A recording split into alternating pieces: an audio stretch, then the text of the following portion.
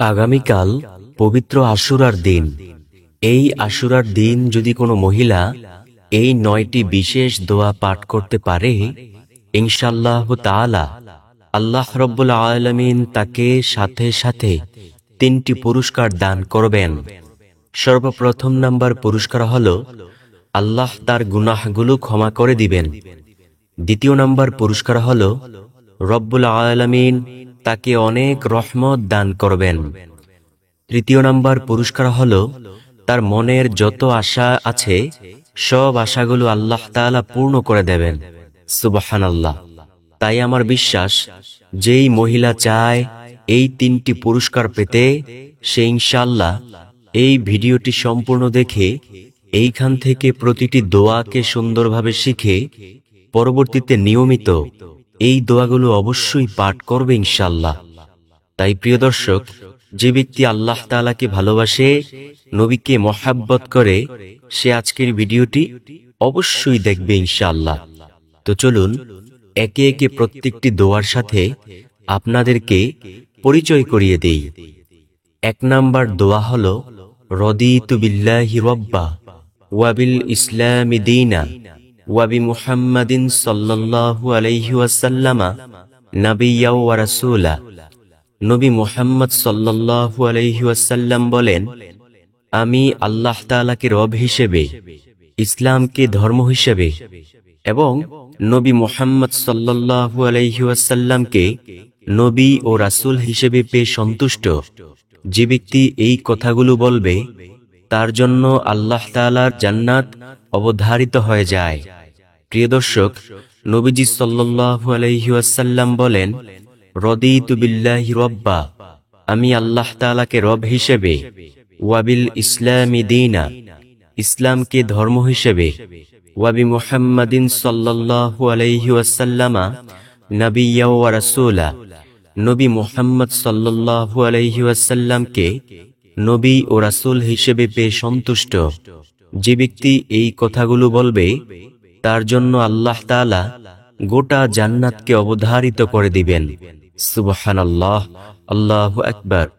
তাই আমরা বিশেষ করে ফজরের পর 3 বার ও মাগরিবের পর 3 বার প্রতিদিন পাঠ করব। এছাড়াও এই আশুরার দিনে যখনই মনে পড়বে, তখনই বলবো রদিতু বিল্লাহি রাব্বা ওয়া বিল ইসলামি দীনা ওয়া বি মুহাম্মাদিন সাল্লাল্লাহু আলাইহি ওয়াসাল্লামা নাবিয়্যা ওয়া রাসূলা, ইনশাআল্লাহ। দ্বিতীয় নাম্বার যেই দোয়ার কথা বলবো, সেই দোয়াটিও দামি একটি দোয়া। নবীজি সাল্লাল্লাহু আলাইহি ওয়াসাল্লাম নামাজের ইমামতি করতেছেন। এমন সময় তিনি রুকুতে গেলেন। তিনি রুকু থেকে সোজা হয়ে দাঁড়াইলেন। সবাই সোজা হয়ে দাঁড়াইল। নবীজি বললেন, সামি আল্লাহু লিমান হামিদা। সবাই বলবে রব্বানা লাকাল হামদ, এতটুকুই। কিন্তু একজন বাড়িয়ে একটু বলল, রব্বানা লাকাল হামদ হামদান কাসীরান তাইয়্যিবান মুবারাকান ফীহি। নবীজি সাল্লাল্লাহু আলাইহি ওয়াসাল্লাম বলেন, নামাজ শেষ করে এই কথাগুলো কে বলেছ? তখন ওই ব্যক্তি ভয়ে ভয়ে উত্তর দিল, ও নবী, এই কথাগুলো আমি বলেছি। নবীজি সাল্লাল্লাহু আলাইহি ওয়াসাল্লাম বলেন, শোনো, আমি যা দেখি তুমি তা দেখো না, আমি যা শুনি তুমি তা শোনো না। তুমি যখন এই বাড়তি কথাগুলো অ্যাডজাস্ট করে বলেছ, আমি দেখলাম আকাশের মধ্যে আল্লাহ তাআলার রহমতের ফেরেশতারা প্রতিযোগিতা করতেছে, কে কার আগে তোমার আমলনামায় নেক লিখতে থাকবে। সুবহানাল্লাহ, আল্লাহু আকবার। নবীজি সাল্লাল্লাহু আলাইহি ওয়াসাল্লামের কথা শুনে সব সাহাবায়ে কেরাম অনেক সন্তুষ্ট হলেন এবং এরপর থেকে এই আমল করা শুরু করলেন। তো প্রিয় মা ও বোন, আপনি যখন ঘরের মধ্যে যাবেন নামাজ পড়তে, যখন নামাজ শুরু করবেন, নামাজের মধ্যে রুকুতে যাবেন না, সেই রুকুতে গিয়ে আপনি রুকু থেকে সোজা হয়ে দাঁড়াইবেন সামি আল্লাহু লিমান হামিদা বলে। তারপর বলবেন রব্বানা লাকাল হামদ হামদান কাসীরান তাইয়্যিবান মুবারাকান ফীহি। ইনশাআল্লাহ রব্বুল আলামিনের রহমতের ফেরেশতারা আপনার জন্য এমন প্রতিযোগিতা করবে শুধু অনবরত নেক লেখার জন্য। সুবহানাল্লাহ। আল্লাহর কাছে কোনো নেকের কোনো অভাব নেই। আপনি যত আমল করবেন তত নেকই আপনি পেয়ে যাইবেন। আপনি আমল করবেন না, নেক পাইবেন না। যত বেশি বেশি আমল করবেন তত নেক পেয়ে যাবেন। সুবহানাল্লাহ, আল্লাহু আকবার। তো দ্বিতীয় নাম্বার দোয়া আমরা কি পাইলাম? দ্বিতীয় নাম্বার দোয়াটি হলো রব্বানা লাকাল হামদ হামদান কাসীরান তয়্যিবান মুবারাকান ফীহি। ইনশাআল্লাহ এই দোয়াখানাও পাঠ করব ইনশাআল্লাহ। তৃতীয় নাম্বার যে দোয়ার কথা বলবো সেই দোয়াটা হলো একটা ইস্তিগফার সম্পর্কিত দোয়া, আর সেটা হলো রব্বিগফিরলি ওয়া আতুবু আলাইয়া ইন্নাকা আনতাত তাওয়াবুর রহিম। আমি আবার বলছি, রব্বিগফিরলি ওয়া আতুবু আলাইয়া ইন্নাকা আনতাত তাওয়াবুর রহিম। প্রিয় দর্শক, যে ব্যক্তি বেশি বেশি পরিমাণে ইস্তিগফারের আমল করে তার সব বিপদ আপদ আল্লাহ দূর করে দেন, তার বালা মুসিবত আল্লাহ দূর করে দেন, তাকে গায়বী ভাবে রিজিক দিয়ে সাহায্য করেন। সুবহানাল্লাহ। গায়বী রিজিক কোনটা জানেন? আপনাদেরকে আমি ছোট্ট একটা বাস্তব ঘটনা শোনাই। আমাদের মসজিদের যে ইমাম সাহেব ছিলেন তিনি একদিন আমাকে বলতেছেন, ভাইজান, আল্লাহ যে মানুষকে কতভাবে খাওয়াইতে পারে তার একটি ঘটনা আপনাকে বলতেছি। তিনি আমাকে বলতেছেন যে আমি একদিন মসজিদের মধ্যে মক্তব পড়াইতেছি। তো মক্তব পড়াইতেছি এমন সময় বাড়ি থেকে একটি কল আসলো। বাড়ি থেকে কল দিয়ে বলল, আজকে ঘরে কোনো মাছ নেই, আপনি মাছ নিয়ে আইসেন। আমি আমার পাঞ্জাবির পকেটের মধ্যে হাত দিয়ে দেখলাম যে সেই পকেটের মধ্যেও টাকা নেই। এখন আমি মনে মনে ভাবতে লাগলাম যে কিভাবে আমি মাছ নিয়ে যাব বাড়িতে। আল্লাহর কাছে বলতে লাগলাম, আল্লাহ, আপনি আমাকে একটা ব্যবস্থা করে দেন। তো আমি পড়াইতেছি এমন সময় বাইরের দিকে চোখ গেল। হঠাৎ করে দেখলাম একটা চিল পাখির পা থেকে একটা বড় রুই মাছ মাটিতে ধপাস করে পড়ল। তো আমি দৌড়ে সেই রুই মাছের সামনে গেলাম। মানে এই মসজিদের সামনে একটা পুকুর ছিল। তো এই পুকুর থেকে ওই চিল পাখি ওই মাছটা উঠাইছে, কিন্তু সে আর এই বড় এই কারণে আর এই মাছটা নিতে পারে নাই। তখন এটা মসজিদের সামনেই পড়ে গেছে ওর পা থেকে। তো পাশে ছিল কয়েকটা দোকান। সেই দোকানওয়ালা মানুষগুলো দৌড়ে সেই মাছটার কাছে এসেছে। আয়েশা সবাই মীমাংসা করে বলল যে এটা যেহেতু মসজিদের সামনে পড়েছে, তাই ইমাম সাহেব আপনি এই মাছটাকে নিয়ে যান। সুবহানাল্লাহ, আল্লাহু আকবার। প্রিয় দর্শক, এমন বাস্তবধর্মী ঘটনা শুনলে চোখের পানি ধরে রাখা যায় না। বুঝতে পারছেন? ইমাম সাহেব আল্লাহ তাআলার কাছে বলেছেন, আল্লাহ, আপনি একটা ব্যবস্থা করে দিন। আল্লাহ রাব্বুল আলামিন কিভাবে এই মাছের ব্যবস্থা করেছেন, কত সুন্দরভাবে একটা মাছ আল্লাহ তাকে উপহার স্বরূপ হিসেবে দান করেছেন। সুবহানাল্লাহ, আল্লাহু আকবার। তো এটাই হলো সেই গায়বী রিজিকের কাহিনী। তো আপনি যদি বেশি বেশি পরিমাণে এই ইস্তিগফারের আমল করতে পারেন তাহলে অবশ্যই আপনাকে রব্বুল আলামিন গায়বী ভাবে রিজিক দিয়ে সাহায্য করবেন। সুবহানাল্লাহ, আল্লাহু আকবার। এছাড়াও নবীজি সাল্লাল্লাহু আলাইহি ওয়াসাল্লাম বলেন, যে ব্যক্তি বেশি বেশি পরিমাণে ইস্তিগফারের আমল করে আল্লাহ রাব্বুল আলামিন তার গুনাহগুলো ক্ষমা করে দেন। দেখেন, জিন্দেগির প্রতিটি সেকেন্ডে প্রতিটি মুহূর্তে মুহূর্তে গুনাহের কাজ করেই চলছি। এত গুনাহ করা সত্ত্বেও রব্বুল আলামিন আজও পর্যন্ত আমাদেরকে বাঁচিয়ে রেখেছেন। আল্লাহ যদি চাইতেন, আল্লাহ মাটিকে বলতেন, মাটি একটু তুমি ধসে যাও, মাটি সাথে সাথে ধসে যাইতো এবং আমরা মাটির নিচে ঢুকে যাইতাম। কিন্তু এটা আল্লাহ কখনোই করেন নাই।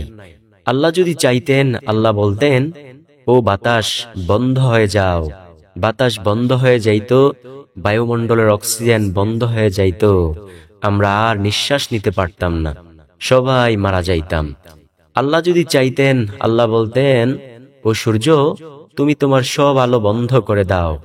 সূর্যের ওই 12টা মুখের আলো যদি আল্লাহ বন্ধ করে দিতেন তাহলে সাথে সাথে পৃথিবীটা অন্ধকার হয়ে যাইত। চোখটা একটু বন্ধ করে দেখেন তো কত অন্ধকার দেখা যায়। এমন অন্ধকার হয়ে যাইত। কিভাবে আপনার প্রিয়জনের মুখটা দেখতেন, কিভাবে আপনার প্রিয় মায়ের মুখটা দেখতেন। কারো মুখ তখন দেখতে পারতেন না, চলাচল করতে পারতাম না। প্রিয় দর্শক, আল্লাহ তাআলা কোনো নিয়ামত বন্ধ করেন নাই। এই যে এত গুনাহের কাজ করি, তারপরেও তো আল্লাহ কোনো নিয়ামত বন্ধ করেন নাই। নিয়ামত শুধু দিচ্ছেনই, কিন্তু একদিন এই নিয়ামতের হিসাব অবশ্যই নেওয়া হবে। নবীজি সাল্লাল্লাহু আলাইহি ওয়াসাল্লাম বলেন, যে ব্যক্তি বেশি বেশি পরিমাণে ইস্তিগফারের আমল করে, তার সব বিপদ আপদ, বালা মুসিবত দূর করে দেন আল্লাহ তাআলা এবং গুনাহগুলোকে ক্ষমা করে দেন। সুবহানাল্লাহ, আল্লাহু আকবার। প্রিয় দর্শক, চলুন একটা গুনাহ ক্ষমা করানোর ঘটনা একটু জেনে নেই, তারপর আমরা জানব সেই বাকি দোয়াগুলো সম্পর্কে। নবী মূসা আলাইহিস সালামের জামানায় এমন অনাবৃষ্টি দেখা দিল যে সেই অনাবৃষ্টিতে তাদের ফসলাদি, শস্য সম্পদ সবকিছু নষ্ট হয়ে যাচ্ছে। নবী মূসা আলাইহিস সালামের কাছে বনী ইসরাইল গোত্রের মানুষেরা আইসা বলল, ও নবী মূসা, আপনি তো আল্লাহর সাথে কথা বলেন, আপনি একটু আল্লাহকে বললেন তো, যাতে এই গোত্রের মধ্যে বৃষ্টি দান করে। নবী মূসা আলাইহিস সালাম বললেন, ঠিক আছে, তোমরা অমুক দিন আইসো। একটি দিন তারিখ ঠিক করলেন। ওই দিন তারিখ মোতাবেক সবাই চলে আসলো। সবাই একটি ময়দানে গিয়ে আল্লাহর কাছে দোয়া করতেছে, ও আল্লাহ, দীর্ঘ কতদিন যাবত এই বনী ইসরাইল গোত্রের মধ্যে বৃষ্টি নেই, তুমি বৃষ্টি দান করো।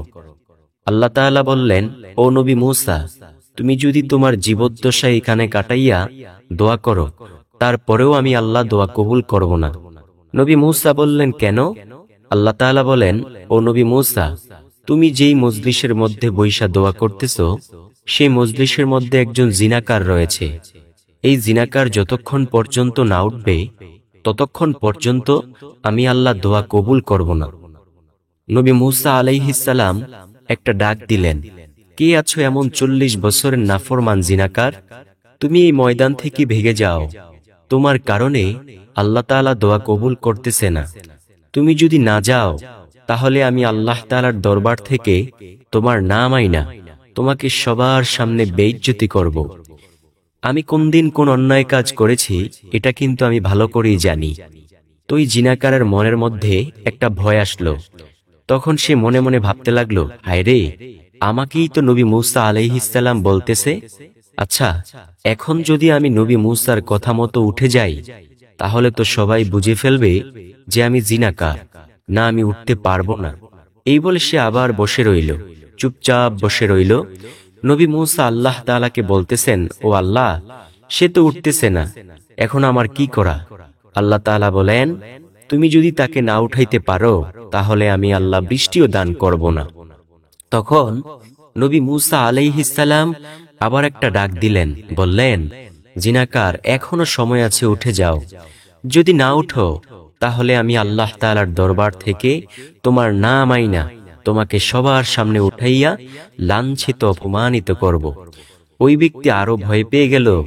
সেই ব্যক্তি মনে মনে ভাবতে লাগলো, হায় রে, এখন যদি নবী মূসা আলাইহিস সালাম আমার নাম আইনা আমাকে সবার সামনে উঠায়, তাহলেও তো সবাই চিনে ফেলবে যে আমি এমন জিনাকার ব্যক্তি, আমার কারণে দোয়া কবুল হয় না।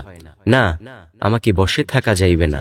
সেই ব্যক্তি মাথাটা নিচের দিকে ঝুঁকাইয়া সাথে সাথে আল্লাহর কাছে বলতে লাগলো, আল্লাহ, দীর্ঘ 40টা বছর ধরে আমি এমন নাফরমানি গুনাহের কাজ করে আসছি। আপনি রাগ করে আজও পর্যন্ত পানি বন্ধ করেন নাই, বাতাস বন্ধ করেন নাই, সূর্যের আলো বন্ধ করেন নাই। আল্লাহ, আপনি আজকে আমাকে একটু রক্ষা করুন, আমাকে এই মজলিস থেকে বাঁচিয়ে দিন। আমি আপনার সাথে কথা দিলাম, আর জীবনেও এই গুনাহের কাজ করব না। আমি তাওবার মতো তাওবা করলাম। নবী মূসা আলাইহিস সালাম হঠাৎ করে দেখলেন সেই আকাশটা মেঘাচ্ছন্ন হয়ে গেল, বজ্রপাত করা শুরু করলো, সাথে সাথেই বৃষ্টি হয়ে গেল। এবং এমন বৃষ্টি হলো যে মুষলধারে বৃষ্টি হয়ে সব চৌচির হয়ে গেল। সুবহানাল্লাহ। নবী মূসা আল্লাহ তাআলাকে জিজ্ঞেস করলেন, ও আল্লাহ, আপনি তো বলেছিলেন যে আপনি বৃষ্টি দান করবেন না, কিন্তু সেই জিনাকার তো উঠল না, আপনি কেন বৃষ্টি দান করলেন? আল্লাহ তাআলা বলেন, ও নবী মূসা শোনো, আমি যার কারণে বলেছিলাম বৃষ্টি দান করব না, আমি তার কারণেই বৃষ্টি দিয়ে দিয়েছি। তুমি যখন তাকে ভয় দেখিয়েছ, সে আমি মহান মালিকের কাছে এমনভাবে কান্না করেছে, আমি আল্লাহ তার দোয়া কবুল না করে পারি নাই। সুবহানাল্লাহ। যাও, আমি আল্লাহ তোমাদের এই মজলিসের মধ্যে বৃষ্টি দান করে দিলাম। সুবহানাল্লাহ, আল্লাহু আকবার। এবং তাকে আমি আল্লাহ ক্ষমা করে দিয়েছি। তো যুগে যুগে এমনই ভাবে বহু বড় বড় পাপীকে আল্লাহ ক্ষমা করেছেন। আমাদেরকে কেন ক্ষমা করবেন না? আমাদেরকেও ক্ষমা করবেন ইনশাআল্লাহ। তো তারপরের দোয়া হলো, অর্থাৎ চতুর্থ নম্বরে যেই দোয়াটার কথা বলবো, সেই দোয়াটা হলো, এই দোয়াটা বেশি বেশি পরিমাণে পাঠ করবেন। সুবহানাল্লাহি ওয়া বিহামদিহি। নবীজি সাল্লাল্লাহু আলাইহি ওয়াসাল্লাম বলেন, যে ব্যক্তি প্রত্যেক দিন 100 বার বলবে সুবহানাল্লাহি ওয়া বিহামদিহি, তার আমলের দাম হাসরের মাঠে সবচেয়ে বেশি হবে। সাহাবে কেরাম প্রশ্ন করলেন, ইয়া রাসূলুল্লাহ সাল্লাল্লাহু আলাইহি ওয়াসাল্লাম, অন্য কারো আমলের দাম কি এর চেয়ে বেশি হবে না? নবীজি বললেন, না, ওই ব্যক্তির আমলের দামই এর চেয়ে বেশি হবে যে ব্যক্তি এই সুবহানাল্লাহি ওয়া বিহামদিহি 100 বার থেকেও প্রতিদিন একবার হলেও বেশি পাঠ করবে। আল্লাহু আকবার। তাই আমরা কি জানতে পারলাম? যে ব্যক্তি প্রতিদিন 100 বার বলবে সুবহানাল্লাহি ওয়া বিহামদিহি, তার আমলের দাম হাসরের মাঠে সবচেয়ে বেশি হবে। সুবহানাল্লাহ। এছাড়াও নবীজি বলেন, যে ব্যক্তি প্রতিদিন 100 বার বলবে সুবহানাল্লাহি ওয়া বিহামদিহি, তার গুনাহের পরিমাণ যদি সমুদ্রের ফেনারাশির সমতুল্য হয়, তারপরেও আল্লাহ ক্ষমা করে দিবেন। পঞ্চম নাম্বার দোয়া হলো আয়াতুল কুরসি পাঠ করা। নবীজি বলেন, যে ব্যক্তি প্রত্যেক ফরজ নামাজের পর আয়াতুল কুরসি পাঠ করবে, তার জান্নাতে যাওয়ার জন্য কোনো বাধা থাকে না। শুধু একটা বাধাই থাকে, সেটা হলো মৃত্যু।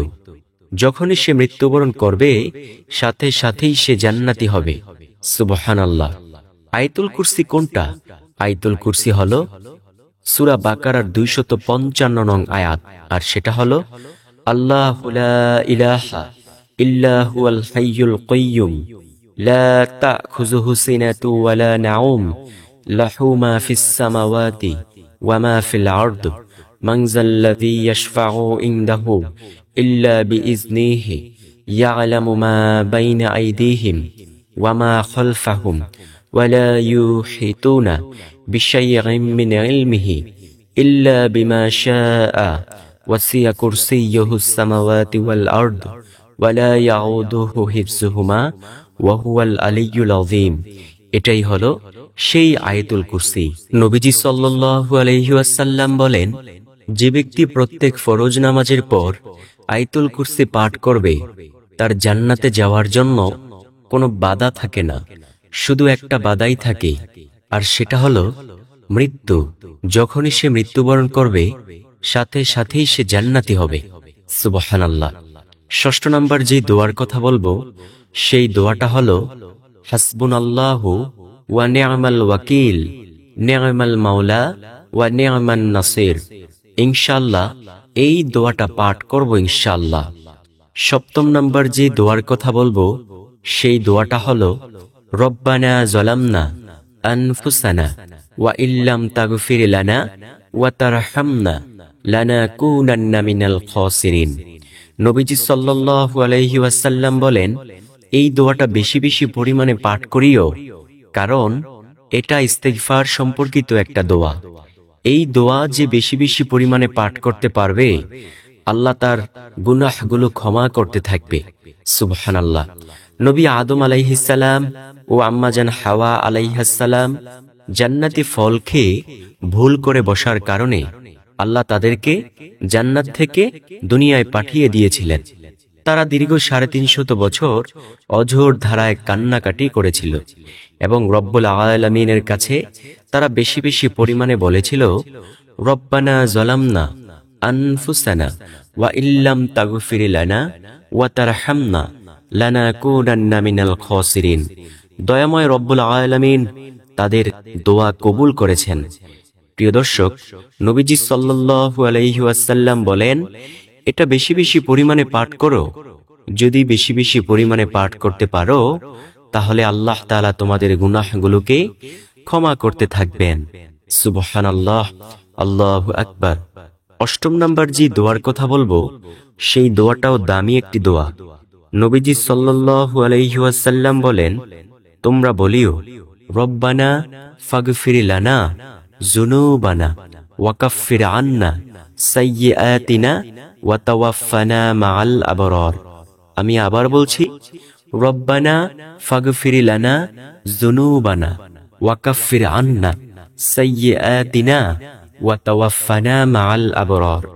এটাও ইস্তিগফার সম্পর্কিত একটি দোয়া। প্রিয় দর্শক, আমাদের জন্য সবচেয়ে জরুরি হলো গুনাহগুলোকে ক্ষমা করানো, কারণ এই গুনাহ লইয়া যদি কবরের জিন্দেগিতে যাই তাহলে কোনো উপায় থাকবে না। সর্বশেষ নাম্বার যেই দোয়ার কথা বলবো সেই দোয়াটি হলো, এই দোয়াখানা বেশি বেশি পরিমাণে পাঠ করবেন। আল্লাহুম্মা আইন্নি আলা যিকরিকা ওয়া শুকরিকা ওয়া হুসনি ইবাদাতিকা।